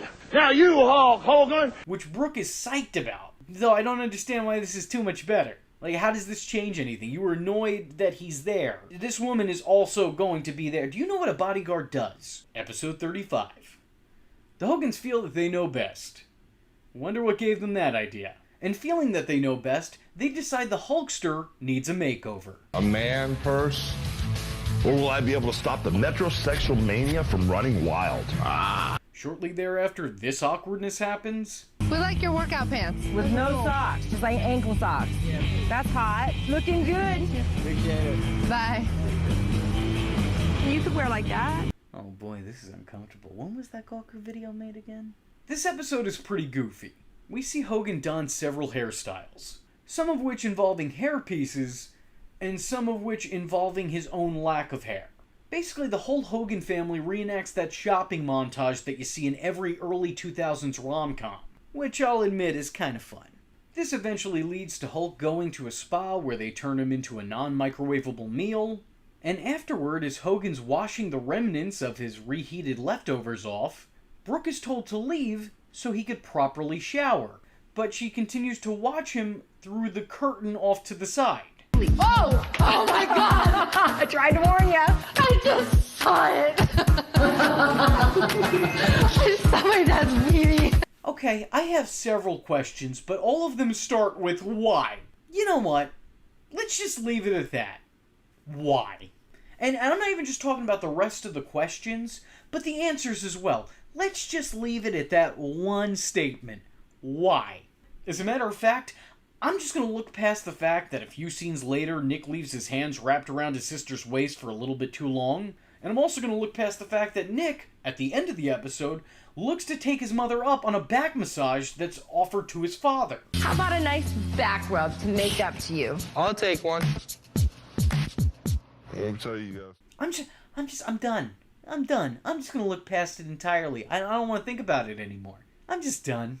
They eventually decide to take Hulk to a hair restoration facility, which is a thing that I clearly didn't know existed. And as you can imagine, that doesn't go over so well because he's basically made the tan butt of the joke. Then the big guy makes this pretty sad statement. You know what I don't get?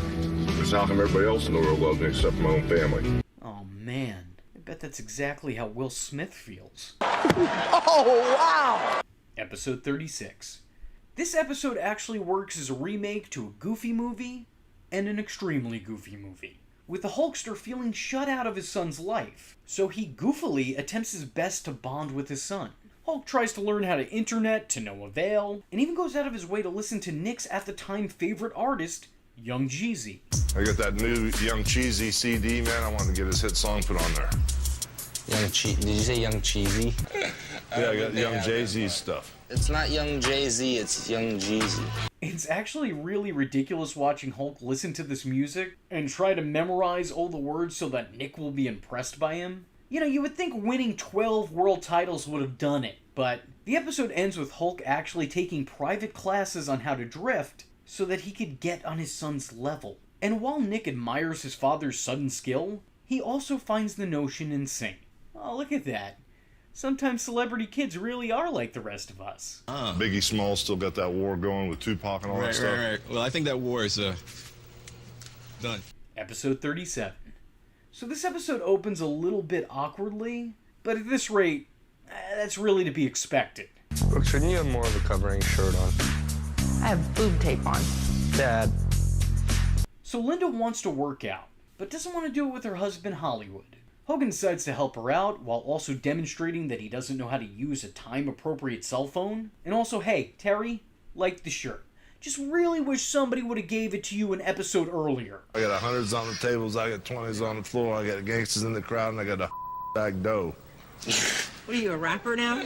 Hulk makes a couple calls to find his wife a personal trainer, only to eventually find that trainer getting a little bit too personal with her. Ahead of the inevitable awkwardness is more unnecessary awkwardness, as Hulk and this trainer don't really get off to a great start. In case you're wondering, they also don't have a good middle or end either. It's just a bad story altogether between these two. Slovakia? Yeah. Is that near Transylvania? If you don't know so far, why would you want to know? He looks like a young Brutus. Yeah. I am like myself. But I think the best part of this is that Hulk takes less offense to the fact that this guy may or may not be hitting on his wife, and much more offense to the fact that the guy shit-talks wrestling. I don't know you. When I was a kid and I watched the wrestling, it was so fake to me.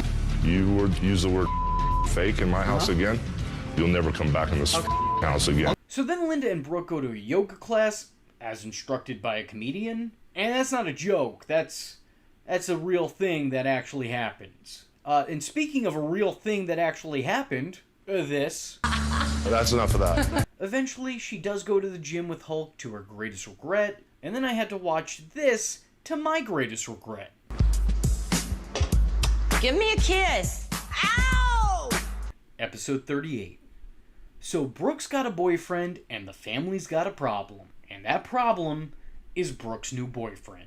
Now granted, this time it may have some validity, as this is a 30-year-old man dating a 19-year-old girl. Again, I'm not going to be the relationship police. I'm not going to condemn someone, but all I'm saying is that those 11 years, and by the way, 11 years is a pretty big gap, but these specific 11 years are pretty important developmental years. And I think that's way too big of an age gap this early in life. Again, that's just my own opinion, but, you know, that's not for me. This episode is almost like a clip show of the series, because there are callbacks galore. Brooke tries to prepare her date for what her father might be like, and how he might treat him, using examples from previous episodes. Okay, he will say, so how much do you bench, buddy? No questions about has he had an AIDS test. Have you ever had an AIDS test?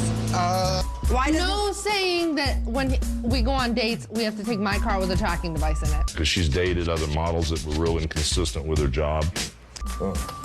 No putting him through torturous workouts. And when he finally does meet the Hulkster, he really doesn't do a whole lot to help his situation. Or like she doesn't feel 19. What do you mean she doesn't feel? I use bad words. So after meeting this guy, Hulk brings in the mother of all callbacks by bringing back Jerry. You remember Jerry, the guy who was dating his daughter who he didn't like? Well, now he's not dating his daughter, so now he likes him and wants him to date his daughter, because, you know, this is a sitcom. He invites Jerry over to try to sway Brooke away from Mark. And this leads to what I think might be one of the most hilariously awkward moments in all of reality television. Brooke used to date Jerry, or Brooke is dating Jerry, or what is Jerry doing there? You guys talk all the time. Yeah. Awesome. And this is the first moment on the show that I unironically laughed at. I think this may be one of my favorites. It's just too ridiculous. It's that little note that he carelessly plays immediately after nonchalantly. That did it for me. This show went from a 1 to a 10 just like that. Anyway, long story short, Hulk winds up getting Brooke to go back out with Jerry, only to be disappointed and disgusted when she does.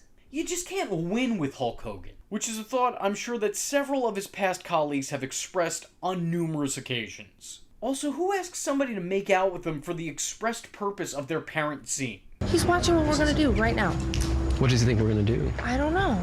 I have an idea. Will you kiss me? Episode 39.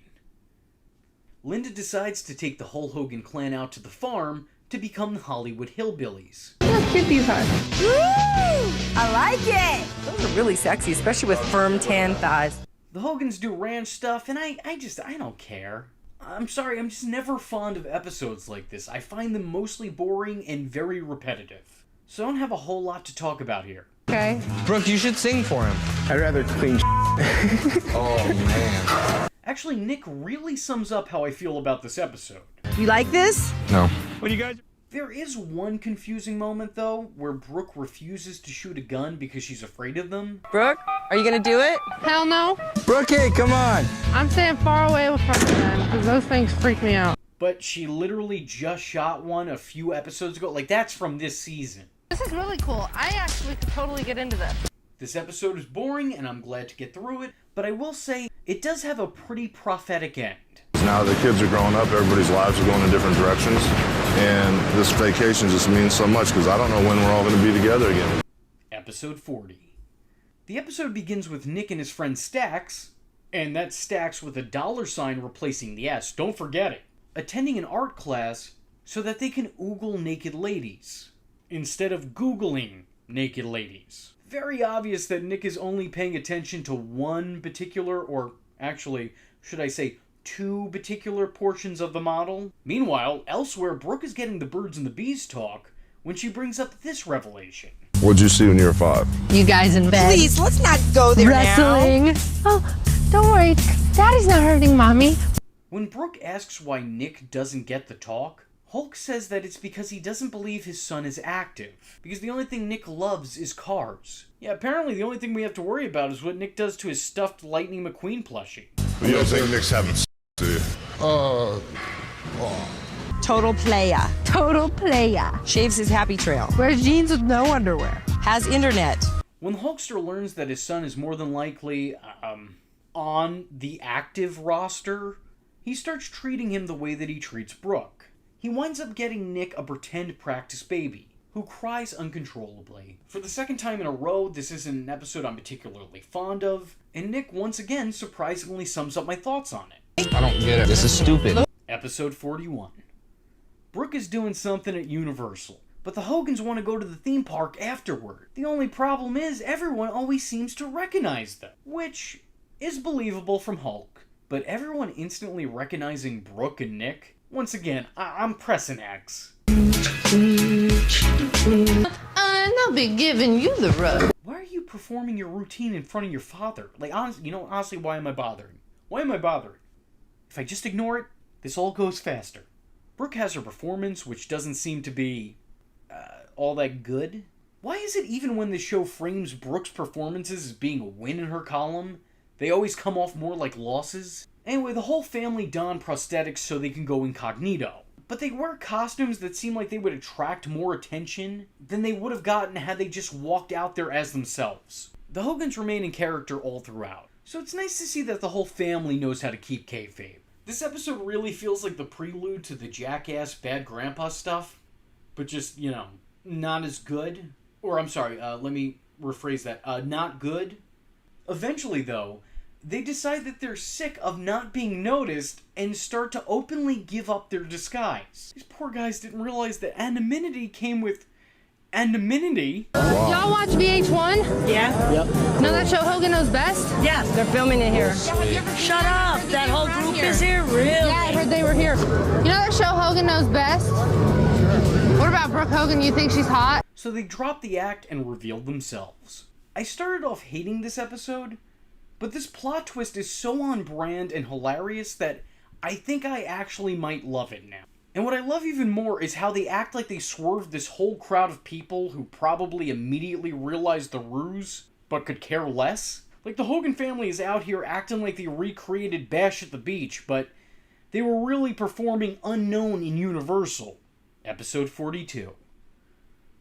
Brooke Hogan, for as seemingly sweet of a person as she is, unfortunately adopted some of her parents' worst traits. She has the ego of her father, but the spending ability of her mother. This whole episode is just her making the same mistake over and over and over again, which is also a potential title for my future autobiography. Brooke inherits her parents' responsibility over her career, but is having a hard time being responsible. She overspends, and now she needs to put herself on a budget for all of her shows. Only thing I really want to comment on in this episode is Hogan opening up for his daughter by saying this. So give a big round of applause for my 18-year-old daughter. Number 1, she was 19 at the time. And number 2, why would you draw attention to that specifically? Episode 43. Here we are. The end of it all, the grand finale. And one of the most unfortunately named shows in TV history ends with an episode with one of the most unfortunate titles in TV show history, Father of the Year. Some foundation wants to induct Hogan as Father of the Year, a title I'm guessing they've since stripped him of and stricken from the record. It's actually a sweet episode, which not only shows Hulk as a husband and a father, but also as a son. He takes care of his mother throughout the episode, and I gotta say, it's pretty cute. It's nice watching her interact with him and the rest of the family. Except for Linda, who she clearly does not like, and as a matter of fact, I would say downright hates. Why did they send you there anyway? Will you shut up so I can sorry, talk? I'm just asking. Yeah. All right, go ahead. What were you saying? Now you're gonna make me forget what I'm saying. Ask Linda that question. Ask Linda. Yeah. Duh. If I talk to the sky, talk to Linda. But luckily for her, she wouldn't have to worry about Linda too much longer after this episode. And that unfortunate foreshadowing is back and particularly strong in this episode. During the runtime, you get lines like this. There's a lot of times when your mother and I fight wide open verbally, and, we shouldn't do that. Marriage is tough. You got to work at it. Another appearance from Hulk Hogan's best buddy, Bubba. And on top of all of that, this episode actually ends with Hogan saying this. I am proud to be Father of the Year. And if I keep working on my parenting and husband skills, maybe next year I'll get Husband of the Year. Hulk, not only were you not Husband of the Year the following year, but you weren't even a husband the following year. In a really dark and cynical way, that's pretty funny. But it's also incredibly sad to watch this knowing how it all ended up. Hogan Knows Best, at best, is a time capsule. A prelude to the public drama that would unfold shortly thereafter. There are plenty of moments from this series that have almost immediately aged poorly. But despite all of this, I would suggest looking back at it. Remember, my videos aren't a supplement for this program. They're a summary of it. There are so many more moments you're missing out on not watching it yourself. So go and track it down. I want to give a quick shout out to Brian Zane. Brian actually went out of his way to give me the last remaining episodes of the series. For without him, there would be no video. So I gotta thank the Z-Man for that. And as a thank you, I promise to never refer to him as that again. But with all that being said, that was Hogan Knows Best. And now that all that's over, so is this series. No more Hogan Knows Best seasons mean no more Hogan Knows Best videos. They're done, and I can finally move on with my... Oh, wait a second. What was that? What is that? All the way back there. It's getting kind of closer, but I can't quite seem to make it out. Oh no. Oh, no, that's it. No, that's it. That was supposed to be over. That's it. No! Well, guys, if you like this video and want to see me dive into the show's short-lived spin-off, let me know in the comment section below by leaving a comment saying, Brooke Hogan Knows Best. And with all that being said, I was your least favorite YouTuber, Infuso, and I thank you for watching. Hope to see you in the next one. Oh, and before you go, I wanted to ask, have you ever loved one of my videos but couldn't find it because the copyright overlords have struck it down and smited me? Have you ever wanted to watch some of my many deleted videos again? Have you ever wanted me to review something specific? Like, we're talking a whole ass review at your own request. Have you ever wanted early access to my content weeks or even at times months before it comes out on the channel? Well, if the answer to all above is yes, you're in luck. All of these things are a possibility with the relaunch of my Patreon, so feel free to check it out, and sign up for all the rewards I mentioned and all the ones I didn't. Link in the description below. I'm pretty much over this crap. I am vengeance. I am the night, and that was Infuso. Just remember, if you're not tuning in, then you're missing out. So, if you like the words that came out of his mouth hole, and you too would like to become a V-generate, don't forget to like and subscribe. Thanks for watching, nerds! And if you're not joining the fun, you're in for one bad day. And you know what they say about having one bad day?